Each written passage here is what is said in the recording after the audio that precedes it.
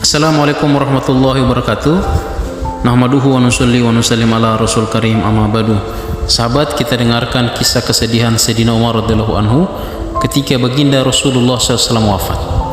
Sayyidina Umar bin Khattab radhiyallahu anhu adalah sahabat yang keberaniannya, kekuatan, kehebatan dan kepemimpinannya sampai sekarang masih terkenal walaupun sudah lebih dari 1400 tahun yang lalu. Islam mulai diamalkan secara terang-terangan setelah ia masuk Islam. Karena cintanya kepada baginda Nabi SAW yang mendalam, meskipun ia sangat kuat kepribadiannya, ia tidak dapat menahan dirinya karena kesedihan ketika baginda Nabi SAW wafat. Dengan gemetar dan sedih ia berdiri mengangkat pedangnya dan berkata, "Barang siapa mengatakan bahwa baginda Nabi SAW telah wafat, akan kupenggal lahirnya." Baginda Rasulullah SAW sedang berjumpa dengan rohnya sebagaimana Nabi Musa alaihissalam pergi ke gunung Turzinah menemui rohnya. Sebentar lagi beliau akan kembali dan memotong tangan dan kaki orang-orang yang menyebarkan kabar bohong ini. Sedangkan Sayyidina Utsman radhiyallahu anhu hanya diam saja.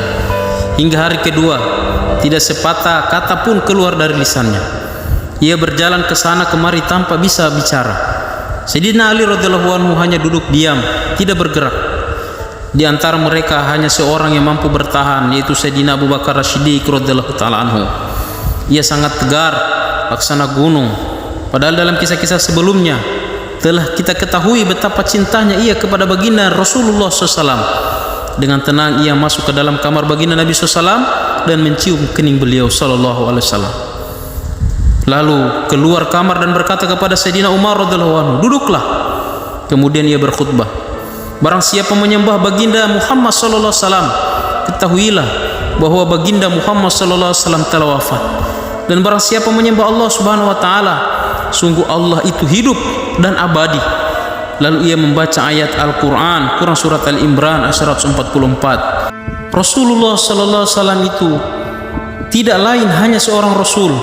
Dia bukan Tuhan yang tidak akan mati. Sungguh telah berlalu sebelumnya beberapa orang rasul. Apakah jika ia wafat atau terbunuh, kamu akan berbalik ke belakang dan menjadi murtad? Barang siapa berbalik ke belakang, maka ia tidak dapat mendatangkan mudarat kepada Allah sedikit pun. Dan Allah akan memberi balasan kepada orang-orang yang bersyukur. Quran surat Al-Imran ayat 144 dari kitab Bainul Quran. Faedah: Allah Subhanahu wa taala telah menentukan Sayyidina Abu Bakar As-Siddiq radhiyallahu anhu sebagai khalifah.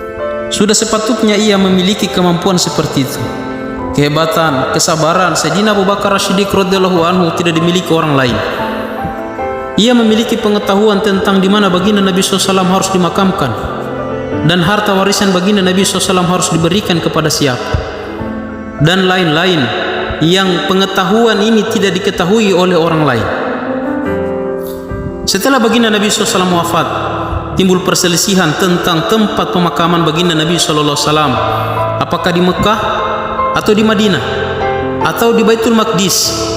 Sayyidina Abu Bakar radhiyallahu anhu berkata, "Aku mendengar baginda Nabi SAW bersabda, tempat dimakamkan seorang nabi adalah di tempat di mana ia wafat. Oleh karena itu, di mana baginda Rasulullah SAW wafat, disitulah beliau harus dimakamkan." Ia melanjutkan, "Aku mendengar baginda Nabi SAW bersabda, kami para nabi, hartanya tidak diwariskan. Semua harta yang kami tinggalkan adalah sedekah." Ia juga mendengar bahwa baginda Rasulullah SAW bersabda, barang siapa menjadi kepala dalam pemerintahan dan ia tidak berhati-hati ketika mengangkat seorang pemimpin, maka laknat Allah Subhanahu wa taala terhadapnya. Beliau pun bersabda, orang-orang Quraisy adalah yang berhak atas urusan ini, yaitu kekhalifahan. Dan masih banyak hadis yang diriwayatkan oleh Sayyidina Abu Bakar radhiyallahu anhu. Alhamdulillah sahabat, itulah kisah kesedihan Sayyidina Umar radhiyallahu anhu ketika baginda Rasulullah sallallahu alaihi wasallam wafat. Semoga kita bisa meniru cinta kita kepada baginda Nabi sallallahu alaihi wasallam sehingga kita berjumpa dengan Nabi sallallahu alaihi wasallam dalam keadaan Nabi sallallahu alaihi wasallam meminumkan kita dengan tangan beliau yang mulia, yaitu di telaga Al-Kautsar.